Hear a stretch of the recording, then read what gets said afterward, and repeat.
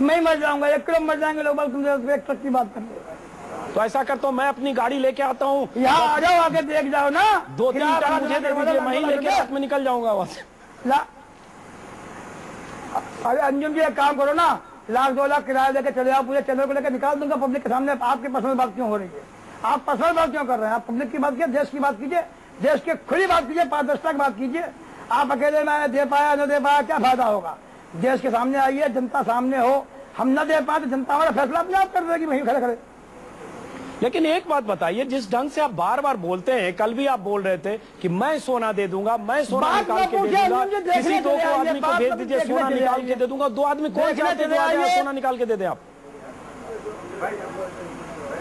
भाई मैं 2 आदमी वो कहता हूँ जो भारत सरकार के ऑथेंटिक प्रतिनिधि हों, जो इस बात के लिए आए कि हमने ट्रेजर सील किया, आरबीआई पहुंचाया, और साथ में सिक्योरिटी मेजरमेंट हो, डिप्लॉयमेंट के लिए उचित व्यवस्था हो ट्रेजर की, मैं सब दिखा दूंगा।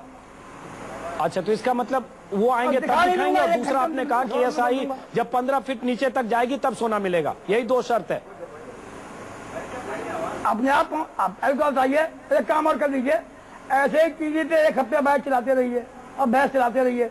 यहाँ के लोग जब आपकी निगेटिव टिप्पणियां सुनेंगे, 1 हफ्ते में अपने आप धैर्य खो बैठेंगे और लेख फावा चल बैठेंगे, सारा खोद फेंक देंगे, सब 10 आ जाएगा नीचे, परेशान ना हो।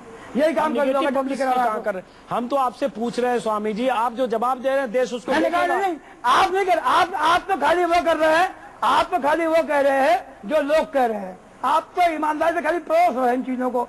जो भोजन आप परोस रहे हैं, भोजन परोसते रहिए। इतनी बढ़िया ताकत देगा यहाँ के लोगों को कि खोद कर फेंक देंगे 2 घंटे बाद। 10 5 आदमी और चला लीजिए इस काम को ऐसे ही। कि साथी कह रही है कि इसमें फ्रॉड है, वो कह रहा वो झूठा है, कोई कह रहा बाबा नहीं होगा, सोना नहीं मिलेगा। मैं तो यही बैठा, रोज इसलिए बैठा रहूँ। जब तक यहाँ सोना नहीं मिल जाएगा मैं यहाँ बैठा रहूंगा। लेकिन कोई लेने ही ना आवे तो फिर लगातार बैठा भी नहीं रहूंगा। लेने के लिए तो एसआई का अफसर गए ना। पूछ रहा सर कलम कराओगे? मैंने कहा करा लूंगा, लेकिन पूछ के आओ तब। स्वामी जी लेने के लिए तो एसआई के अफसर गए हैं। एसआई का अफसर तो आप ही की अपील, आपकी मुलाकात शोभन सरकार से, चरणदास महंत की मुलाकात, आपकी चिट्ठी, उसी का असर है एसआई का। आप पढ़े लिखे समझदार बुद्धिजीवी हैं, आप पढ़े लिखे समझदार बुद्धिजीवी हैं। जब 15 फीट की गहराई तक पहुंचे तब सवाल खड़े कीजिए, रोज क्यों पूछते 3-3 इंच पे?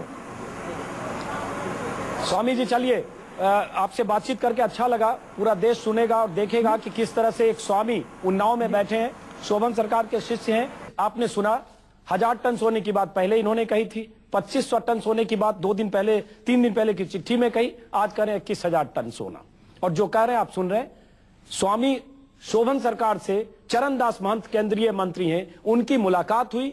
मुलाकात के बाद स्वामी जी ने सोने के बारे में बताया, अपने तपबल के जरिए सोना सरकार को उपलब्ध कराने की बात कही। यह भी कहा एक राजा जिनकी मौत 150 साल पहले हो गई, उन राजा की आत्मा ने स्वामी जी से अनुरोध किया आकर कि यहां सोना दबा है, सोना भारत सरकार को सौंपो, क्योंकि भारत की आर्थिक स्थिति खराब है। और उसके बाद वो भारत सरकार वहां सक्रिय हुई है, एसआई सक्रिय हुई है, और उसके बाद वहां खुदाई चल रही है। सदी का सबसे बड़ा तमाशा, सदी की सबसे बड़ी खोज, सबसे बड़े खजाने की तलाश, ऐसा खजाना जो कभी निकलेगा नहीं। लेकिन जब तक नहीं निकलेगा तब तक तमाशा जारी है।